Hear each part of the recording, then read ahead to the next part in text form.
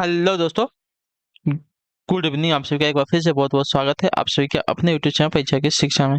I hope कि आप सभी अच्छे होंगे, आपकी तैयारी है बढ़िया तरीके से चल रही हो। तो जो बच्चे क्लास में फर्स्ट टाइम पहली बार नए हों को बता दें, हमारे यहाँ पे जो कि बीएड परीक्षा 2024 की आपकी तैयारी साथ रेगुलर बेसिस पर और जो है कंप्लीट करवाई। तो जिसे भी तैयारी पूरी करनी है चैनल को जो है सबसे पहले तो सब्सक्राइब करके हमारे साथ जुड़ जाइए और उसके बाद जो बेल आइकन है उसको भी ऑन कर लेंगे। आप जो क्लास का जो समय देख लिए, जीके जीएस की जो क्लास है सुबह 10 बजे डेली आपको हमारे यहाँ पे देखने को मिलती है। उसका जो रीजनिंग क्लासेस आती है आपको दोपहर को 2 बजे देखने को मिलती है।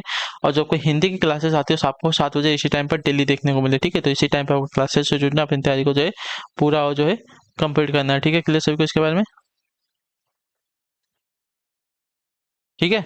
बाकी अगर पीडीएफ चाहिए तो पीडीएफ के लिए आपको हमारे टेलीग्राम का जो चैनल है परीक्षा के शिक्षा नाम का उसको ज्वाइन करना है। नीचे डिस्क्रिप्शन में जो आपको सभी के इसका जो है लिंक मिलेगा। ठीक है, यहाँ पे पीडीएफ के साथ जो आपका क्लास का डेली बेसिस पे अपडेट है, डेली बेसिस पे दिया जाता है। ठीक है, जिससे आपकी जो क्लास है छूटती नहीं है। अगर आपको हमसे कुछ पूछना है, कोई बात करनी है, तो आप हमें आके देखिए इंस्टाग्राम पर मैसेज कर सकते हैं। परीक्षा के शिक्षा को इंस्टाग्राम का पेज है, नीचे डिस्क्रिप्शन में इसका भी आप सभी को लिंक मिला, तो जाइए फटाफट दोनों जगह से आप हमें ज्वाइन कर लीजिए। ठीक है, तो चलें क्लास स्टार्ट करें। स्टार्ट करने से पहले जिसने क्लास को लाइक नहीं, क्लास को एक लाइक कर दीजिए, क्लास को अपने दोस्तों के साथ जो है शेयर भी कर दीजिए आप सभी लोग। ठीक है, तो चलिए क्लास स्टार्ट करें। क्वेश्चन नंबर देखिए 51 से जो आपकी जो है क्लास स्टार्ट हो रही है। ठीक है, क्लियर सभी को? क्लियर है सभी को इसके बारे में? तो चलिए क्या देगा, इनमें से कौन सा शब्द जो है शुद्ध वर्तनी वाला है? इनमें से कौन सा शब्द जो है शुद्ध वर्तनी वाला शब्द है?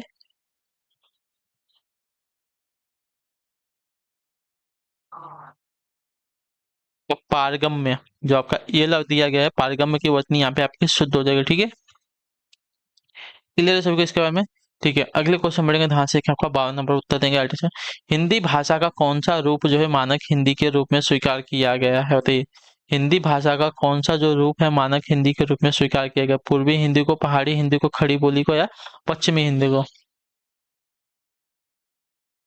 तो देखिए, हिंदी भाषा का जो आपका खड़ी बोली रूप है मानक हिंदी के रूप में स्वीकार किया गया है। तो याद रखिएगा जो आपका दिया गया सी वाला विकल्प आपका यहाँ पे राइट आंसर। ठीक है, क्लियर सभी को इसके बारे में? अगले क्वेश्चन बढ़ेंगे ध्यान से। आपका 53 नंबर बताने की कोशिश करेंगे आगे से। आलोचना का पर्यायवाची है क्या, बताइए। आलोचना का पर्यायवाची क्या होता है? तो आलोचना के पर्यायवाची की अगर बात करने के साथ देखिए, सुलोचना दिएगा, विवाद दिएगा, समीक्षा देगा, बाध्यता देगा। तो देखिए आलोचना का पर्यायवाची आपका समीक्षा होता है, जो आपका दिया गया सी वाला ऑप्शन 53 पे आपका सही उत्तर हो जाएगा। ठीक है, क्लियर होगा इसके बारे में? अगले क्वेश्चन बढ़ेंगे ध्यान से। आपका 54 नंबर बताने की कोशिश करेंगे आगे से। कुश की नोक सी तीखी बुद्धि को क्या कहते हैं, बताइए।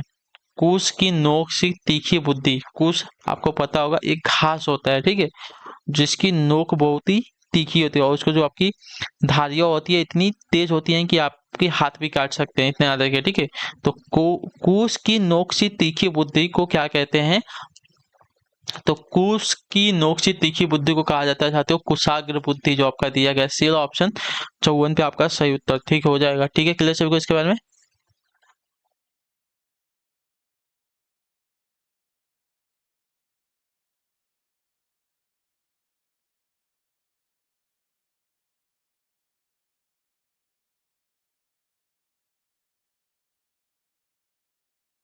चलेंगे अगला क्वेश्चन देखें आपका 55 नंबर, ध्यान से देखिए बताइएगा राइट आंसर। शुद्ध आत्मा का मनुष्य कहलाता है क्या, बताइए।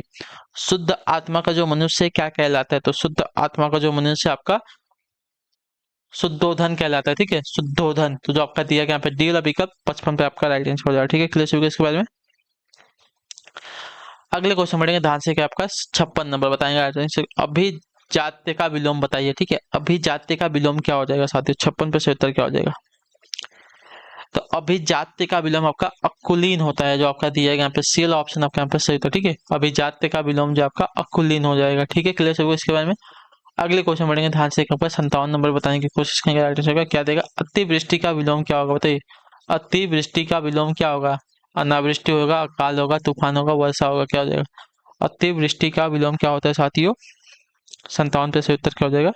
तो देखिए अतिवृष्टि का आपका हो जाएगा साथियों अनावृष्टि, जो आपका ए वाला ऑप्शन देगा आपका यहाँ पे राइट आंसर। ठीक है, क्लियर सभी को इसके बारे में? क्लियर है सभी को यहाँ तक? अगले क्वेश्चन बढ़ेंगे ध्यान से। आपका 58 नंबर बताएंगे राइट आंसर का। अभिशंसा का कौन सा उपसर्ग, बताइए। अभिशंसा में कौन सा उपसर्ग लगा है? तो उपसर्ग के बारे में आपका बताया है। ठीक है, तो अभिशंसा में कौन सा उपसर्ग लगा है? तो अभिशंसा में आपका अभी उपसर्ग लगा है, तो जो आपका दिया गया यहाँ पे ये वाला विकल्प आपका यहाँ पे सही उत्तर हो जाएगा। ठीक है, क्लियर सभी को इसके बारे में?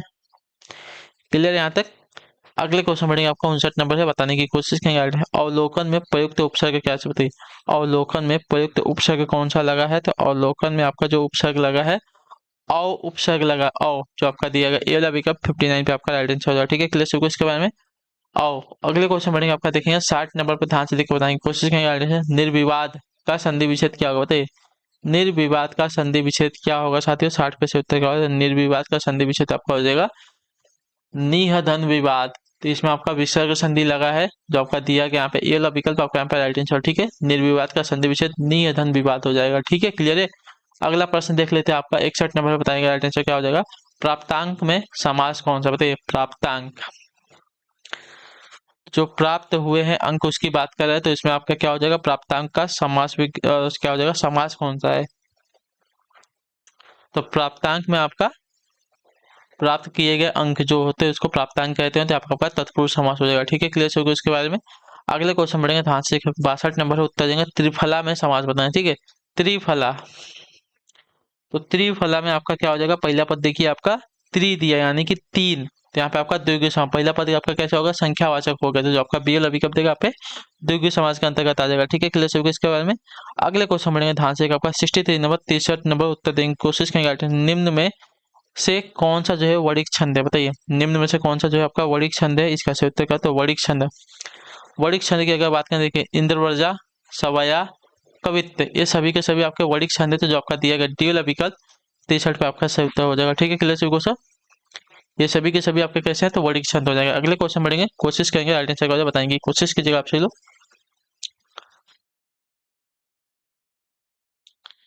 क्या दिया गया है, कौन सा छंद 22 से 26 वर्ड और 4 चरणों वाला होता है बताइए। कौन सा छंद जो है 22 से 26 वर्ड और 4 चरणों वाला होता है साथियों, इसका सही उत्तर दोहा, सोठा, सवया या कवित्त। तो आपका राइट आंसर साथियों सवया। ठीक है, जो आपका दिया गया सी वाला विकल्प आपका राइट आंसर। ठीक है, सवया जो छंद है आपका 22 से 26 वर्ड और 4 चरणों वाला होता है। ठीक है, क्लियर होगा इसके बारे में। अगले क्वेश्चन बढ़ेंगे, देखेंगे 65 नंबर उत्तर देंगे आंसर क्या हो जाएगा। क्या दिया गया है, वीर तुम बड़े चलो, धीर तुम बड़े चलो, सामने पहाड़ हो, सिंह की दहाड़ हो, तुम कभी रुको नहीं, तुम कभी झुको नहीं। उपयुक्त पंक्तियों में किस कौन सा रस का जो है प्रयुक्त हुआ है, तो उपयुक्त पंक्ति में देखिए, वीर तुम बड़े चलो, धीर तुम बड़े चलो, सामने पहाड़ हो, कि सिंह की दहाड़ हो, तुम कभी रुकोगे नहीं, तुम कभी झुको नहीं। यहाँ पे जो आपका हुआ है साथियों वीर रस की प्रयुक्त किया गया है, तो जो आपका दिया गया यहाँ पे सी वाला विकल्प 65 पे आपका सही उत्तर हो जाएगा। ठीक है, क्लियर सभी को इसके बारे में।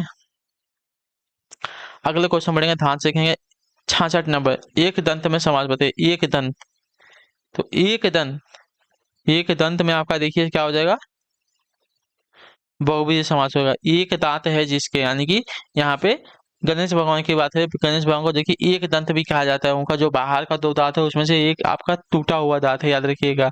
तो इसकी वजह से जो उनको एक दंत भी कहा जाता है। ठीक है, तो यहाँ पे बहुव्रीहि समास होगा। ठीक है, क्लियर सभी को। अगले क्वेश्चन बढ़ेंगे, आपका तीसरा पद प्रधान होता है बहुव्रीहि समास में। तत्पुरुष समास में प्रधान होता है क्या बताइए। तत्पुरुष पद में कौन सा पद जो है पहला पद, दूसरा पद, दोनों पद या नवीन अर्थ होता है, क्या होता है। तो तत्पुरुष समास में आपका जो दूसरा पद होता है प्रधान होता है, जो आपका दिया गया यहाँ पे भी ये वाला ऑप्शन आपका यहाँ पे राइट आंसर होता है। ठीक है, क्लियर है सभी को इसके बारे में। तत्पुरुष समास में जो आपका दूसरा पद होता है वो प्रधान होता है। ठीक, क्लियर है। दोनों पद तो आपके द्वंद्व समास होते हैं, और नवीन अर्थ जो आता है अब बहुव्रीहि समास में आता है। ठीक है, 68 नंबर, परमेश्वर में समास बताइए। परमेश्वर, परम है ईश्वर जो, ठीक है, परम है ईश्वर जो, तो यहाँ पे आपका क्या हो जाएगा, समास हमको बताना है। ठीक है, परम है ईश्वर जो, यानी कि देखिए विशेषण और विशेष्य की यहाँ पे प्रधानता दिखाई देगी, ये तो यहाँ पे कर्मधारय समास है जो आपका दिया गया यहाँ पे सी वाला विकल्प 68 पे आपका सही, सॉरी इसमें आपका परम है ईश्वर जो, यानी कि परमेश्वर की बात करें तो यहाँ पे भी आपका क्या हो जाएगा, बहुव्रीहि समास, यहाँ पे आपका तीसरा पद प्रधान है। ठीक है, यहाँ पे किसी और की बात कर रहे हैं। ठीक है, तो जो आपका दिया गया यहाँ पे टी वाला विकल्प आपका यहाँ पे राइट आंसर। ठीक है, ये भी आपका है किसका, तो बहुव्रीहि समास को। अगले क्वेश्चन बढ़ेंगे, ध्यान से देखिए आपका 69 नंबर, राजभाषा में समास बताइए। राज की भाषा, तो राजभाषा यानी कि राज्य की भाषा हो जाएगी। तो इसमें जो आपका समास हो जाएगा साथियों आपका तत्पुरुष समास हो जाएगा, जो आपका दिया गया यहाँ पे टी वाला विकल्प आपका राइट आंसर। ठीक है, क्लियर सभी को। इसमें आपका दूसरा पद प्रधान होता है। ठीक है, 70 नंबर है, रुपया पैसे में समास बताइए। रुपया और पैसे, देखिए यहाँ पे योजक का चिन्ह है, तो रुपया और पैसे, यहाँ पे दोनों के दो प्रधान है, तो जो आपका दिया गया द्वंद्व समास आपका यहाँ पे उत्तर हो जाएगा। ठीक है, क्लियर सभी को इसके बारे में। ठीक है, अगला क्वेश्चन देखेंगे क्या दिया गया। स्वर्गवासी में हमको समास बताना। स्वर्गवासी, जो स्वर्ग के वासी हो गए उसको स्वर्गवासी कहते हैं। ठीक है, तो यहाँ पे क्या हो जाएगा, तत्पुरुष समास हो जाएगा। ठीक है, जो आपका ए वाला विकल्प देगा आपका यहाँ पे राइट आंसर। ठीक है, क्लियर सभी को इसके बारे में। अगले क्वेश्चन की तरफ बढ़ेंगे, ध्यान से 72 पे बताएंगे, कोशिश करेंगे राइट आंसर क्या देगा। अध्ययन में कौन सी संधि है। अध्ययन, अध्ययन में कौन सी संधि लगी हुई है। जैसे देखिए अध्ययन में अगर देखें जाए क्योंकि यड़ संधि है साथियों, जो आपका दिया गया यहाँ पे डी वाला विकल्प आपका यहाँ पे राइट आंसर हो जाएगा। ठीक है, क्लियर सभी को इसके बारे में। क्लियर है, यहाँ पे आपकी यड़ संधि है। ठीक है, अगला क्वेश्चन देखें आपका 73 नंबर उत्तर देंगे क्या देगा। प्रत्येक का संधि विच्छेद कीजिए। प्रत्येक, तो प्रत्येक का क्या हो जाएगा। प्रत्येक का संधि विच्छेद, तो प्रतिधन एक होता है। प्रत्येक का आपका संधि विच्छेद प्रतिधन एक हो जाएगा, जो आपका दिया गया यहाँ पे बी वाला विकल्प आपका यहाँ पे राइट आंसर। ठीक है, ये भी आपका वैभव समास के अंतर्गत है, इतने याद रखिएगा। ठीक है, अगला क्वेश्चन देखें 74 नंबर बताएंगे राइट आंसर। टिकाऊ में प्रत्यय बताइए। टिकाऊ, टिकाऊ में प्रत्यय, तो देखिए टिक आऊ, तो लास्ट में हमारा क्या आ रहा है, आऊ आ रहा है, तो हमारा आऊ यहाँ पे प्रत्यय हो जाएगा। ठीक है, क्लियर सभी को इसके बारे में। अगला और आखिरी क्वेश्चन है, ध्यान से देख के उत्तर दीजिएगा राइट आंसर का। तैराक में कौन सा प्रत्यय। तैराक, तैराक, तो लास्ट में क्या आ रहा है आपका, मुंह से क्या निकला, आंख निकल रहा है, तो यहाँ पे आपका आंख प्रत्यय हो जाएगा तैराक। तो यहाँ पे आग प्रत्यय जो आपका बेल अभी कब देगा आपका पास से उत्तर। ठीक है, क्लियर है। तो इसी के साथ जो आपकी क्लास है आज की यहीं पे कंप्लीट की जाती है। आई होप आपको जो क्लास है साथियों अच्छी लगे। अच्छे क्लास को लाइक करें, सब पहले बजे चैनल को सब्सक्राइब और हमें जो है कमेंट करके जो बताएगा आपको जो क्लास है साथियों कैसी लगी है। तो हम आपसे मिलते हैं आपकी अगली क्लास में, तब तक के लिए टाटा बाय बाय, जय हिंद जय भारत। आपसे क्लास से जुड़ने के लिए बहुत बहुत ही धन्यवाद साथियों।